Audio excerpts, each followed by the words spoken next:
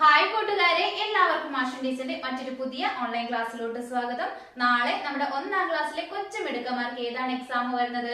നമ്മുടെ integration day 1 അല്ലേ, അഥവാ ഉത്തരദിനം 1ാം ദിവസമാണ് പരീക്ഷ വരുന്നത്. അപ്പൊ കൂട്ടുകാരൊക്കെ എക്സാമിനായിട്ട് പഠിച്ചുകൊണ്ടിരിക്കുകയായിരിക്കും അല്ലേ. അപ്പൊ കൂട്ടുകാര് നിങ്ങളുടെ ഉത്തരദിനം അഥവാ ഇന്റഗ്രേഷൻ എക്സാമുമായിട്ട് റിലേറ്റ് ചെയ്ത് പ്രധാനമായിട്ടും പഠിക്കേണ്ട കുറച്ച് കാര്യങ്ങളൊക്കെയാണ് ടീച്ചർ ഇന്നത്തെ ക്ലാസ്സിൽ പറയാനായിട്ട് പോകുന്നത് കേട്ടോ. അതോടൊപ്പം തന്നെ ഏതൊക്കെ രീതിയിലാണ് മക്കൾക്ക് ക്വസ്റ്റ്യൻ നാളത്തെ എക്സാമിന് വരിക എന്നുള്ള കാര്യം കൂടി ടീച്ചർ പറയുന്നതായിരിക്കും. അപ്പൊ എല്ലാ മക്കളും നന്നായിട്ട് തന്നെ ശ്രദ്ധിച്ചിരിക്കുക കേട്ടോ. അപ്പൊ നമ്മുടെ ക്ലാസ്സിലോട്ട് പോകുന്നതിന് മുന്നേ ആയിട്ട് ടീച്ചർക്ക് മറ്റൊരു കാര്യം കൂടി പറയാനായിട്ടുണ്ട്. നമ്മുടെ ചാനലിലെ കൂട്ടുകാർ വെറും 89 രൂപ കൊണ്ട് മെമ്പർഷിപ്പ് എടുത്ത് ജോയിൻ ചെയ്യുകയാണെങ്കിൽ 1 മുതൽ 4ാം ക്ലാസ് വരെയുള്ള എല്ലാ കൂട്ടുകാർക്കും ഇത്തരത്തിൽ എക്സാം റിലേറ്റഡ് ആയിട്ടുള്ള സ്പെഷ്യൽ ക്ലാസ്സുകളും അതോടൊപ്പം തന്നെ നിങ്ങളുടെ സിലബസ് ബേസ്ഡ് ആയിട്ടുള്ള ട്യൂഷൻ ക്ലാസ്സുകളും അവൈലബിൾ ആയിരിക്കും കേട്ടോ. വീക്ക്ലി 3 ഡേയ്സ് ആയിരിക്കും ക്ലാസ് ഉണ്ടായിരിക്കുക. അപ്പൊ മറക്കണ്ട, വെറും 89 രൂപയ്ക്ക് കൂട്ടുകാർക്ക് ഈ എല്ലാ കാര്യങ്ങളും അവൈലബിൾ ആയിരിക്കും കേട്ടോ.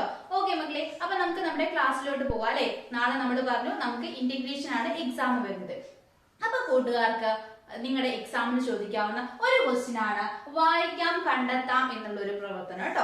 ആ ഒരു പ്രവർത്തനത്തിൽ മക്കൾക്ക് എങ്ങനെയാ വരാന്ന് വെച്ചാൽ നിങ്ങൾക്ക് നിങ്ങളുടെ ക്വസ്റ്റ്യൻ പേപ്പറിൽ വായിക്കാനായിട്ട് ചെറിയൊരു കഥയോ അല്ലെങ്കിൽ ചെറിയൊരു ഡയറി കുറിപ്പോ അല്ലെങ്കിൽ ചെറിയൊരു പാരഗ്രാഫ് വായിക്കാനായിട്ട് തരും. എന്നിട്ട് അതുമായിട്ട് ബന്ധപ്പെടുത്തിയിട്ട് ഒരു 5 ചോദ്യങ്ങൾ ഉണ്ടായിരിക്കും കേട്ടോ. ഇപ്പൊ കഥയാണ് തരുന്നതെന്ന് വെച്ചാൽ കഥയിലുള്ള കഥാപാത്രങ്ങളെ കുറിച്ചോ അല്ലെങ്കിൽ അതിൽ പറയുന്ന മറ്റു കാര്യങ്ങളെ കുറിച്ചോ ഒക്കെ ബന്ധപ്പെടുത്തിയിട്ടായിരിക്കും നിങ്ങൾക്ക് ചോദ്യം ഉണ്ടായിരിക്കുക കേട്ടോ. ഇപ്പൊ നമുക്ക് തൊട്ട് മുന്നത്തെ വർഷം നമുക്ക് തന്നിട്ടുണ്ടായിരുന്നത് ഒരു ഡയറി കുറിപ്പായിരുന്നു. നമ്മുടെ ആമയുടെ ഒരു ഡയറി തന്നിട്ടുണ്ടായിരുന്നു. എന്നിട്ട് അതുമായിട്ട് ബന്ധപ്പെടുത്തിയിട്ടായിരുന്നു കൂട്ടുകാർക്കുള്ള 5 ചോദ്യങ്ങളും. പിന്നെ നിങ്ങൾക്ക് കഥയാണ് ഈ ഒരു പ്രവർത്തനത്തിൽ ഉൾപ്പെടുത്തിയെങ്കിൽ അവിടെ മക്കൾക്ക് ഒരു ചോദ്യം ഉണ്ടായിരിക്കുക. ആ കഥയ്ക്ക് അനുയോജ്യമായിട്ടുള്ള രീതിയിൽ ഒരു തലക്കെട്ട് കൊടുക്കാനായിരിക്കും കേട്ടോ. അപ്പൊ മക്കള് കഥ നന്നായിട്ട് വായിച്ചതിന് ശേഷം എന്താണോ ആ കഥയിൽ പറയുന്നത് അതിന് യോജിച്ച രീതിയിലുള്ള ഒരു തലക്കെട്ട് കൊടുക്കാനായിട്ട് ശ്രദ്ധിക്കുക. ഇപ്പൊ നമുക്ക് ആമയും അതുപോലെ തന്നെ തവളയെയും കുറിച്ചിട്ടുള്ള ഒരു കഥയാണ് തന്നതെങ്കിൽ നമുക്ക് ആ കഥയ്ക്ക് എന്ത് പേര് കൊടുക്കാം മക്കളെ? ആ ആമയും തവളയും എന്ന് കഥയ്ക്ക് പേര് നൽകാം അല്ലെ. അല്ലെങ്കിൽ 2 കൂട്ടുകാർ എന്ന് പറഞ്ഞിട്ട് നമുക്ക് കഥയ്ക്ക് പേര് നൽകാം. അപ്പൊ മക്കൾക്ക് എന്താണോ കഥ തരുന്നത് അതിനനുസരിച്ചുള്ള തലക്കെട്ട് കൊടുക്കാനായിട്ട് ശ്രദ്ധിക്കുക കേട്ടോ. അപ്പൊ അതാണ് മക്കൾക്ക് വായിക്കാം കണ്ടെത്താം എന്ന് പറയുന്ന പ്രവർത്തനത്തിൽ തരിക കേട്ടോ. വായിക്കാനായിട്ട് മക്കൾക്ക് ഒരു കഥ തന്നിട്ട് അതുമായിട്ട് ബന്ധപ്പെടുത്തിയിട്ടുള്ള ചോദ്യങ്ങളായിരിക്കും. അപ്പൊ 5 മാർക്കാണ് ആ ഒരു പ്രവർത്തനത്തിന് നിങ്ങൾക്ക് ഉണ്ടായിരിക്കുക കേട്ടോ. ഓക്കെ മക്കളെ, അപ്പൊ അത്തരത്തിലൊരു ചോദ്യം വരികയാണെങ്കിൽ മക്കൾ എന്ത് ചെയ്യണം? നിങ്ങൾക്ക് വായിക്കാനായിട്ട് തന്നിട്ടുള്ള ആ ഒരു കഥാഭാഗം ആയിക്കോട്ടെ എന്തായാലും നന്നായിട്ട് വായിക്കാനായിട്ട് ശ്രമിക്കുക കേട്ടോ. ചിലപ്പോൾ നിങ്ങൾക്ക് ടീച്ചർ അത് വായിച്ചു തരും, അല്ലെങ്കിൽ കൂട്ടുകാർ എന്ത് ചെയ്യുക 1ഓ 2ഓ പ്രാവശ്യം അത് തനിയെ വായിക്കാനായിട്ട് ശ്രമിക്കുക കേട്ടോ. അതിനുശേഷം നിങ്ങൾ അതിനോടനുബന്ധിച്ച ചോദ്യങ്ങൾക്ക് ആൻസർ ചെയ്യുക. ഓക്കെ മക്കളെ, പിന്നെ നിങ്ങൾക്കുള്ള മറ്റൊരു പ്രവർത്തനം എന്ന് പറയുന്നതാണ് നിറം നൽകാനായിട്ടുള്ള ഒരു പ്രവർത്തനം ഉണ്ടായിരിക്കും. അപ്പം ടീച്ചർ എല്ലാ വീഡിയോയിലും പറയലുണ്ട്, നിങ്ങളുടെ എല്ലാ എക്സാമിനും പോകുന്ന സമയത്ത് നിങ്ങളുടെ കളർ പെൻസിൽ കയ്യിൽ കരുതണം. നമുക്ക് ഇത്തരത്തിൽ നിറം നൽകാനായിട്ടുള്ള ഒരു പ്രവർത്തനം ഉണ്ടായിരിക്കും കേട്ടോ. അപ്പൊ മക്കൾ എന്ത് ചെയ്യണം? ഓരോ ചിത്രവും നോക്കിയിട്ട് എന്താണെന്ന് മനസ്സിലാക്കിയതിനു ശേഷം അതിന് യോജിച്ച രീതിയിലുള്ള നിറം നൽകാനായിട്ട് ശ്രദ്ധിക്കുക കേട്ടോ. പിന്നെ നിറം നൽകുന്ന സമയത്ത് എന്ത് ചെയ്യണം? പുറത്തേക്കൊന്നും പോവാതെയും അധികം പരന്നു പോവാതെയും ഒക്കെ മക്കൾ ശ്രദ്ധിക്കുക. അതുപോലെ തന്നെ കഴിയുന്നതും കളർ പെൻസിലോ അല്ലെങ്കിൽ ക്രയോൺസോ ഉപയോഗിച്ചിട്ട് എന്ത് ചെയ്യുക? കളർ ചെയ്യാനായിട്ട് ശ്രദ്ധിക്കുക കേട്ടോ. നമ്മൾ സ്കെച്ച് പെന്ന് പോലെയുള്ള ഒക്കെ ഉപയോഗിക്കുന്ന സമയത്ത് നമ്മുടെ പേപ്പറൊക്കെ ചീത്തയായി പോകാനുള്ള സാധ്യതയുണ്ട്. അപ്പൊ മക്കള് ക്രയോൺസ് തന്നെ മാക്സിമം ഉപയോഗിക്കാനായിട്ട് ശ്രദ്ധിക്കുക കേട്ടോ. അപ്പൊ ചിത്രത്തിന് നിറം നൽകാനായിട്ടുള്ള ഒരു പ്രവർത്തനം ഉണ്ടായിരിക്കും കേട്ടോ. അപ്പൊ അതിനും മക്കൾക്ക് സ്കോർ ഉണ്ടാവും. പിന്നെയുള്ള പ്രധാനപ്പെട്ട മക്കൾ പഠിക്കേണ്ട ഒരു കാര്യം എന്ന് പറയുന്നത് ജീവികളും കൂടുകളും എന്ന് പറയുന്ന ഒരു ഭാഗമാണ്. നമ്മുടെ മണ്ണിലും മരത്തിലും എന്ന പാഠഭാഗത്ത് ഒരുപാട് ജീവികളെ പരിചയപ്പെടുന്നുണ്ട്. അവരെവിടെയാണ് താമസിക്കുന്നത്, അവരുടെ കൂട് എങ്ങനെയാണ് ഉണ്ടാക്കുന്നത്, എന്തെല്ലാം സാധനങ്ങൾ ഉപയോഗിച്ചിട്ടാണ് അവ കൂട് നിർമ്മിക്കുന്നത് എന്നിങ്ങനെ തുടങ്ങിയിട്ടുള്ള കാര്യങ്ങളൊക്കെ നമ്മൾ പരിചയപ്പെട്ടിട്ടുണ്ടായിരുന്നു അല്ലെ. അപ്പൊ അത് വളരെ പ്രധാനപ്പെട്ടതാണ്. ആ ഒരു ഭാഗത്ത് നിന്ന് മക്കൾക്ക് ചോദ്യങ്ങൾ വരാറുണ്ട് കേട്ടോ. അവിടെ പ്രധാനമായിട്ട് നമ്മൾ അണ്ണാനെ കുറിച്ച് പഠിക്കുന്നുണ്ട് അല്ലെ. അണ്ണാനെ നമ്മൾ പറഞ്ഞിട്ടുണ്ട് പഞ്ഞിയും അതുപോലെ തന്നെ നാരുകളൊക്കെ ഉപയോഗിച്ചിട്ട് മരത്തിലാണ് അണ്ണാൻ എന്ത് ചെയ്യുന്നത്? ആ വീട് വെച്ചിട്ട് അഥവാ കൂട് വെച്ചിട്ട് താമസിക്കുന്നത്. അതുപോലെ തന്നെ തത്ത എവിടെയാണ്? മരപ്പൊത്തിലാണ് തത്ത താമസിക്കാറുള്ളത്. പിന്നെ കാക്ക എവിടെയാണ് മക്കളെ? മരത്തില് ചുള്ളിക്കമ്പുകളും ഉണങ്ങിയ ഇലകളും ഇതൊക്കെ ഉപയോഗിച്ചിട്ടാണ് കാക്ക കൂടുണ്ടാക്കി താമസിക്കുന്നത് അല്ലെ. പിന്നെ വളരെ പ്രധാനപ്പെട്ടതാണ് തേനീച്ചയും തേനീച്ചയുടെ കൂടും. എങ്ങനെയാണ് മക്കളെ തേനീച്ചയുടെ കൂട്? മെഴുകു കൊണ്ടുള്ള ഒരു കൂടാണ് അല്ലെ. കൂട്ടില് ധാരാളം അറകൾ ഉണ്ടായിരിക്കും. അപ്പൊ അത് വളരെ ഇമ്പോർട്ടന്റ് ആണ് കേട്ടോ. തേനീച്ചയുടേതൊന്നും അധികം കൂട്ടുകാർക്ക് ചിലപ്പം ഓർമ്മയിൽ ഉണ്ടാവില്ല. അപ്പൊ മക്കൾ എന്ത് ചെയ്യുക? അതൊന്ന് നോക്കി വെക്കുക. അതുപോലെ തന്നെ ചിലന്തി നിങ്ങൾക്കറിയാം. ചിലന്തി അതിന്റെ വല കെട്ടിയിട്ട് അതിലാണ് താമസിക്കുക അല്ലെ. പിന്നെ കുഴിയാന എങ്ങനെയാണ് മക്കളെ? മണ്ണിൽ കുഴി പോലെ ഇങ്ങനെ ഉണ്ടാക്കിയിട്ട് അതിലാണ് കുഴിയാന താമസിക്കുക. അതുപോലെ തന്നെ എലി, മുയൽ തുടങ്ങിയ ജീവികളൊക്കെ എങ്ങനെയാണ് മാളത്തിലാണ് താമസിക്കുക അല്ലെ. അതോടൊപ്പം തന്നെ ഉറുമ്പിൻ്റെതും വളരെ പ്രധാനപ്പെട്ടതാണ്. ഉറുമ്പ് എവിടെയാണ് മക്കളെ? മണ്ണിലാണ് താമസിക്കുക അല്ലെ. പിന്നെ മക്കള് കണ്ടിട്ടുണ്ടായിരിക്കും മരത്തിൽ ഇലകളൊക്കെ കൂട്ടിയിട്ട് അതിനുള്ളിലും എന്ത് താമസിക്കും? ഉറുമ്പ് താമസിക്കാറുണ്ട്. അപ്പൊ ഈ ജീവികളെയും അതുപോലെ തന്നെ അവ താമസിക്കുന്ന കൂടുകളെ കുറിച്ച് മക്കൾ അറിഞ്ഞിരിക്കണം. അതുമായിട്ട് ബന്ധപ്പെടുത്തിയിട്ട് മക്കൾക്ക് ചോദ്യങ്ങൾ വരാം കേട്ടോ. ചിലപ്പം ജീവികളുടെ ചിത്രങ്ങൾ ഒരു സൈഡിലും അതുപോലെ തന്നെ കൂടുകൾ ഒരു സൈഡിലും തന്നിട്ട് അത് മാച്ച് ചെയ്യാനായിട്ടുണ്ടായിരിക്കും. അല്ലെങ്കിൽ നമുക്ക് തൊട്ട് മുന്നേ വർഷം ചോദിച്ചിട്ടുണ്ടായിരുന്നത് ഒരു സംഭാഷണം രൂപേണയാണ് കേട്ടോ. അതായത് അണ്ണാന്റെ ചിത്രം തന്നു, അണ്ണാൻ എന്ത് ചെയ്യാണ്, അണ്ണാനെ കുറിച്ച് പറയാണ് ഞാൻ പഞ്ഞിയും അതുപോലെ തന്നെ നാരുകളും ഉപയോഗിച്ചാണ് കൂടുണ്ടാക്കുന്നത്. അപ്പൊ അത് ആരാണ് അത് പറയുന്നത് എന്ന് കണ്ടെത്തിയിട്ട് അവരുടെ പേര് ഏതാണെന്ന് പറഞ്ഞിട്ടുണ്ടായിരുന്നത്. അതുപോലെ തന്നെ ഉറുമ്പ് പറയുന്നതും പിന്നെ തേനീച്ച പറയുന്നതും ഒക്കെ ആയിട്ടായിരുന്നു നമുക്ക് ചോദിച്ചിട്ടുണ്ടായിരുന്നത് കേട്ടോ. അപ്പൊ മക്കൾ അത് ഓർത്തിരിക്കുക. ഈ ഒരു ജീവികളും അവയുടെ കൂടുകളുടെ പ്രത്യേകതകളും മക്കള് അറിഞ്ഞിരിക്കുക കേട്ടോ. ഓക്കെ, പിന്നെ നമുക്ക് വരുന്ന പ്രധാനപ്പെട്ട ഒരു ക്വസ്റ്റ്യൻ എന്ന് പറയുന്നത് ജലവുമായി ബന്ധപ്പെടുത്തിയിട്ടുള്ള ചോദ്യങ്ങളാണ് കേട്ടോ. ഇവിടെ നിന്നൊക്കെയാ മക്കളെ നമുക്ക് വെള്ളം കിട്ടാറ്? എവിടെ നിന്നൊക്കെയാണ്?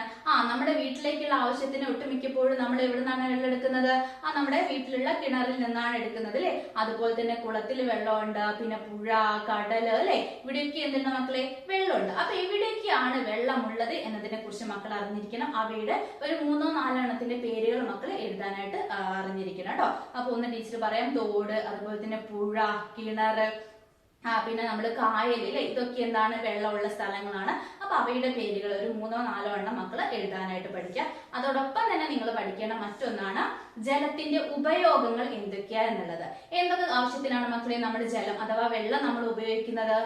നമ്മൾ കുടിക്കാനായിട്ട് നമ്മൾ വെള്ളം ഉപയോഗിക്കുന്നുണ്ട്. പിന്നെ എന്താവശ്യത്തിനാണ്? കുളിക്കാനായിട്ട് നമ്മൾ വെള്ളം ഉപയോഗിക്കാറുണ്ട്. വീട്ടിലൊക്കെ പാത്രം കഴുകാൻ എന്താ ഉപയോഗിക്കാറുണ്ട് മക്കളെ? വെള്ളം ഉപയോഗിക്കാറുണ്ട്. അതുപോലെ തന്നെ അലക്കാൻ അല്ലെ, തുണികളൊക്കെ കഴുകാനായിട്ട് നമ്മൾ എന്ത് ഉപയോഗിക്കുന്നുണ്ട്? വെള്ളം ഉപയോഗിക്കും. പിന്നെ വാഹനങ്ങൾ കഴുകാൻ എന്ത് ഉപയോഗിക്കും? വെള്ളം ഉപയോഗിക്കും. അതുപോലെ തന്നെ ചെടി നനയ്ക്കാൻ അല്ലെ, കൃഷിയൊക്കെ ചെയ്യുന്ന സമയത്ത് അത് നനയ്ക്കാനും വീട്ടിലുള്ള ചെടികളൊക്കെ നനയ്ക്കാനും നമ്മൾ എന്ത് ഉപയോഗിക്കുന്നുണ്ട്? വെള്ളം ഉപയോഗിക്കുന്നുണ്ട്. അതുപോലെ തന്നെ ജീവികളെയൊക്കെ അല്ലെ, പശു തുടങ്ങിയിട്ടുള്ള കന്നുകാലികൾ പോലുള്ള ജീവികളെയൊക്കെ കുളിപ്പിക്കാനും നമ്മൾ എന്ത് ഉപയോഗിക്കാറുണ്ട്? വെള്ളം ഉപയോഗിക്കാറുണ്ട് അല്ലെ. ഇങ്ങനെ നിരവധി ആവശ്യങ്ങൾക്കായിട്ട് നമ്മൾ എന്ത് ഉപയോഗിക്കാറുണ്ട് മക്കളെ? വെള്ളം ഉപയോഗിക്കാറുണ്ട്. അപ്പൊ അത് മക്കൾ എന്ത് ചെയ്യാ? നോക്കി വെക്കുക. ഒരു വെള്ളത്തിന്റെ ഒരു 4-5 ഉപയോഗങ്ങൾ നിങ്ങൾ എഴുതാനായിട്ട് പഠിക്കുക കേട്ടോ. അത് വളരെ ഇമ്പോർട്ടന്റ് ആയിട്ടുള്ള ക്വസ്റ്റ്യൻ ആണ്. നമുക്ക് 2 ദിവസങ്ങളിലായിട്ടാണ് നമ്മുടെ ഉത്കൃതനം എക്സാം ഉള്ളത് അല്ലെ. അപ്പൊ നാളെ അല്ലെങ്കിൽ അതിന്റെ അടുത്ത ദിവസമുള്ള എക്സാമിന് മക്കൾക്ക് ആ ഒരു ഭാഗത്ത് നിന്നൊക്കെ ചോദ്യം വരും കേട്ടോ. അപ്പൊ ശ്രദ്ധിക്കുക. അപ്പൊ ജലത്തെ കുറിച്ച് നമ്മൾ പറഞ്ഞു. പിന്നെ മക്കൾക്ക് വരുന്ന ഒരു ക്വസ്റ്റ്യൻ എന്ന് പറയുന്നത് ചിത്രത്തിൽ എന്തെല്ലാം എന്നുള്ള രീതിയിൽ ഒരു ചോദ്യം വരും. മക്കൾക്ക് എന്ത് ചെയ്യും? ചിലപ്പോൾ നിങ്ങളുടെ പാഠഭാഗമായിട്ട് റിലേറ്റ് ചെയ്തിട്ടുള്ള ഒരു ചിത്രമായിരിക്കും, അല്ലെങ്കിൽ പുറത്തു നിന്നുള്ള ഒരു ചിത്രമായിരിക്കും കേട്ടോ. ഒരു ചിത്രം തന്നിട്ട് ആ ചിത്രത്തിൽ എന്തെല്ലാം കാര്യങ്ങളാണ് മക്കൾ കാണുന്നത് എന്നുള്ള രീതിയിൽ എഴുതാനായിട്ട് ചോദിക്കും കേട്ടോ. അപ്പം ചിലപ്പോൾ നമ്മുടെ പാഠഭാഗത്ത് തന്നെ നമ്മുടെ ഈ ഒരു ജലവുമായി ബന്ധപ്പെട്ട പാഠഭാഗത്തില് നമ്മൾക്ക് ഒരു ചിത്രം തന്നിട്ടുണ്ട് അല്ലെ. അതായത് വലിയൊരു പുഴയുടെ ചിത്രം. ആ പുഴയിൽ കുറെ കുട്ടികൾ നീന്തി കുളിക്കുന്നുണ്ട്, ആളുകൾ പുഴയിലെ വെള്ളം എടുത്തിട്ട് അലക്കുന്നുണ്ട്, അതുപോലെ തന്നെ കുളിക്കുന്നുണ്ട്, മൃഗങ്ങളെ കുളിപ്പിക്കുന്നുണ്ട്, ആന വെള്ളം കുടിക്കുന്നു എന്നിങ്ങനെ തുടങ്ങിയിട്ട് ഒരുപാട് കാര്യങ്ങൾ ഉൾപ്പെടുത്തിയിട്ടുള്ള ചിത്രം തന്നിട്ടില്ലായിരുന്നോ? എന്താ നമ്മൾ എഴുതിയിട്ടുണ്ടാവില്ല ആ ചിത്രത്തിൽ എന്തൊക്കെ കാര്യങ്ങളാണ് കാണുന്നത് എന്നുള്ളത്. അത്തരത്തിലായിരിക്കും മക്കൾക്ക് എന്ത് തരാ? ഒരു ചിത്രം തന്നിട്ട് ചിത്രത്തിൽ കാണുന്ന രീതിയിലുള്ള കാര്യങ്ങളൊക്കെ എഴുതാനായിട്ട് തരൂ കേട്ടോ. അപ്പൊ മക്കൾ ഓരോ ചിത്രവും നന്നായിട്ട് നിരീക്ഷിച്ചിട്ട് എന്തൊക്കെ കാര്യങ്ങളാണോ അതിലുള്ളത് അത് മക്കൾ എന്ത് ചെയ്യണം? വാക്യത്തിൽ എഴുതണം. തൊട്ട് മുന്നേ പ്രാവശ്യം നമുക്ക് തന്ന ചിത്രം എന്താന്ന് വെച്ചാല് ഒരുപാട് നക്ഷത്രങ്ങളുടെ ചിത്രം ഉണ്ടായിരുന്നു. പിന്നെ ഒരു ചെടിയുടെ ചിത്രവും, ചെടിയിൽ പൂക്കളായിട്ട് വിരിഞ്ഞു നിൽക്കുന്നത് നക്ഷത്രങ്ങളായിരുന്നു. ഒരുപാട് മേഘങ്ങളും അതിൽ അമ്പിളിമാമനൊക്കെ ആയിട്ടായിരുന്നു നമുക്ക് ചിത്രത്തിൽ തന്നിട്ടുണ്ടായിരുന്നത്. അപ്പൊ അതൊക്കെ നമ്മുടെ പ്രീവിയസ് ഇയർ ക്വസ്റ്റ്യൻസ് വർക്ക്ഔട്ട് ചെയ്തപ്പോൾ നമ്മൾ നോക്കിയിട്ടുള്ളതാണ്. അപ്പൊ വീഡിയോ കാണാത്ത കൂട്ടുകാരുണ്ടെങ്കിൽ തീർച്ചയായിട്ടും നമ്മുടെ ചാനലിൽ കയറിയിട്ട് വീഡിയോസ് കാണാം കേട്ടോ. അപ്പൊ അത്തരത്തില് ചിത്രത്തിൽ എന്തൊക്കെ കാര്യങ്ങളാണ് കാണുന്നത് എന്നുള്ള ഒരു ക്വസ്റ്റ്യൻ നമുക്ക് വരാം കേട്ടോ. ഓക്കെ, പിന്നെയുള്ളത് നമുക്ക് സംഭാഷണം എഴുതാനായിട്ടുള്ളൊരു ചോദ്യം വരും. സംഭാഷണം പൂർത്തീകരിച്ച് എഴുതാനായിട്ടുള്ള ഒരു ചോദ്യം വരും. അപ്പൊ നമുക്ക് തൊട്ട് മുന്നേ പ്രാവശ്യം വന്നിട്ടുള്ളത് നമ്മുടെ ആമിയും അതുപോലെ തന്നെ അമ്മയും തമ്മിലുള്ള ഒരു സംഭാഷണമായിരുന്നു. ആമിയുടെ സ്കൂളിൽ എന്താണ് പലഹാരമേള നടന്നതായിരുന്നു കേട്ടോ. അപ്പൊ നമ്മുടെ ആമിയുടെ അമ്മ എന്ത് ചെയ്തു? അവൾക്ക് കുറെ പലഹാരങ്ങളൊക്കെ ഉണ്ടാക്കി കൊടുത്തു. അവൾ എന്ത് ചെയ്തു? സ്കൂളിലേക്ക് കൊണ്ടുപോയി. അങ്ങനെ സ്കൂളിൽ ഭംഗിയായിട്ട് പലഹാരമേള എല്ലാം നടന്നതിന് ശേഷം അന്ന് വൈകിട്ട് അവൾ എന്ത് ചെയ്യാണ്? തിരിച്ച് വീട്ടിലോട്ട് എത്തിയതാണ്. ആ സമയത്ത് നമ്മുടെ ആമിയും അതുപോലെ തന്നെ ആമിയുടെ അമ്മയും തമ്മിലുള്ള ഒരു സംഭാഷണം എഴുതാനായിരുന്നു ചോദിച്ചിട്ടുണ്ടായിരുന്നത്. അങ്ങനെയുള്ള ഒരു സന്ദർഭത്തിൽ എന്തൊക്കെയായിരിക്കും മക്കളെ അവർ പറഞ്ഞിട്ടുണ്ടായിരിക്കുക? അമ്മ അമ്മയോട് ചോദിച്ചിട്ടുണ്ടായിരിക്കും അല്ലെ, ഇങ്ങനെ ഉണ്ടായിരുന്നു പലഹാരമേള എന്നൊക്കെ ചോദിച്ചിട്ടുണ്ടായിരിക്കും അല്ലെ. അപ്പൊ അവൾ എന്ത് പറഞ്ഞിട്ടുണ്ടായിരിക്കും? എല്ലാം നല്ലതായിട്ട് നടന്നിട്ടുണ്ടായിരുന്നു എന്ന് പറയും അല്ലെ. പിന്നീട് അമ്മ എന്ത് ചോദിക്കും മക്കളെ? എന്തൊക്കെ പലഹാരങ്ങളാണ് നിന്റെ കൂട്ടുകാര് കൊണ്ടുവന്നിട്ടുള്ളത് എന്ന് ചോദിക്കും. അപ്പൊ ആമി എന്ത് മറുപടി പറയും? കൂട്ടുകാര് കൊണ്ടുവന്നിട്ടുള്ള പലഹാരങ്ങളുടെ പേരുകളൊക്കെ പറയൂലേ. അച്ചപ്പം, കുഴലപ്പം, ഉണ്ണിയപ്പം, പഴംപൊരി, സമൂസ എന്നിങ്ങനെ തുടങ്ങിയിട്ട് പലഹാരങ്ങളുടെ പേരുകളെല്ലാം അവര് പറഞ്ഞിട്ടുണ്ടായിരിക്കും. പിന്നെ അമ്മ ചോദിക്കും, നീ കൊണ്ടുപോയിട്ടുള്ള പലഹാരം കൂട്ടുകാർക്ക് ഇഷ്ടമായോ എന്ന് ചോദിക്കും. അപ്പൊ ആമി എന്ത് പറയും? ഇഷ്ടമായ അമ്മേ എന്നൊക്കെ പറയൂലേ. അപ്പൊ ആ രീതിയിലുള്ള ഒരു സംഭാഷണമായിരുന്നു നമ്മുടെ അടുത്ത് ചോദിച്ചിട്ടുണ്ടായിരുന്നത്. അപ്പൊ നമുക്ക് ഒരു സംഭാഷണം എഴുതാനായിട്ടുള്ള ഒരു ചോദ്യം പ്രതീക്ഷിക്കാം കേട്ടോ. 2 ദിവസത്തിൽ ഏതെങ്കിലും ഒരു ദിവസം നമുക്കത് പ്രതീക്ഷിക്കാം. അപ്പൊ മക്കൾ എന്ത് ചെയ്യാ? ക്വസ്റ്റ്യൻ പേപ്പറിന്റെ വീഡിയോ മിസ് ചെയ്തത് തീർച്ചയായിട്ടും കാണാം കേട്ടോ. പിന്നെ അതുപോലെ വളരെ പ്രധാനപ്പെട്ട ഒന്നാണ് ഡയറി എഴുതാനായിട്ടുള്ള ഒരു പ്രവർത്തനം. ഡയറി എന്ന് പറയുമ്പോൾ എല്ലാ മക്കൾക്കും അറിയാവുന്നതാണ്. നമ്മൾ എല്ലാ ദിവസവും സംയുക്ത ഡയറി എഴുതുന്നതാണ് അല്ലെ.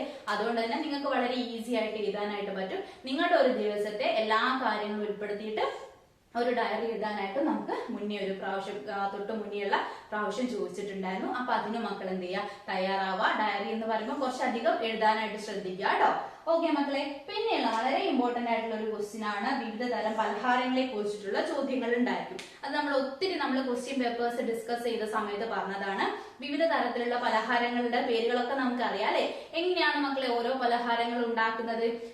ആവിയിൽ വേവിച്ചെടുക്കുന്നവയുണ്ട്, പിന്നെ മക്കളെ വറുത്തെടുക്കുന്നവയുണ്ട്, അതുപോലെ തന്നെ ചുട്ടെടുക്കുന്നവയുണ്ട്. പിന്നെ നമ്മൾ കഴിക്കുന്ന എല്ലാ ആഹാരങ്ങളും ഇതുപോലെ വറുത്തെടുത്തതും ചുട്ടെടുത്തതും ആണോ മക്കളെ? അല്ല, നമ്മൾ വേവിക്കാതെ കഴിക്കുന്ന സാധനങ്ങളും ഉണ്ട് അല്ലെ. അപ്പൊ അവയുടെ പേരുകളൊക്കെ മക്കൾ എന്ത് ചെയ്യണം? അറിഞ്ഞിരിക്കണം.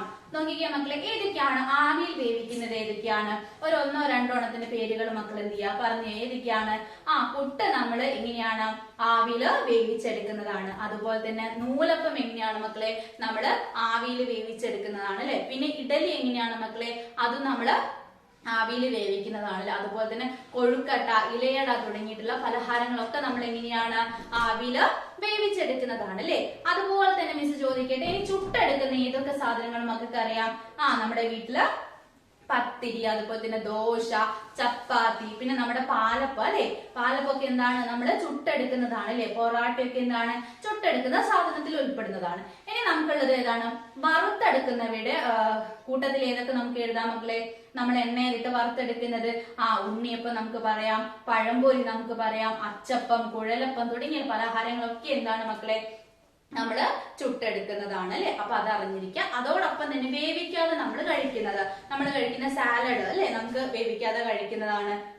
അതുപോലെ തന്നെ മോര്, തൈര്, പിന്നെ എല്ലാ പഴങ്ങളും അല്ലെ, ആപ്പിള്, മുന്തിരി, ഓറഞ്ച് തുടങ്ങിയിട്ടുള്ള എല്ലാ പഴങ്ങളും എന്താണ്? നമ്മൾ വേവിക്കാതെ കഴിക്കുന്നതാണ് അല്ലെ. അപ്പൊ വേവിക്കാതെ കഴിക്കുന്നവയുടെ പേരുകളും മക്കൾ എന്ത് ചെയ്യണം? അറിഞ്ഞിരിക്കണം. ഈ ഒരു ഭാഗത്ത് അത് വളരെ ഇമ്പോർട്ടന്റ് ആയിട്ടുള്ള ഒരു കാര്യമാണ് കേട്ടോ.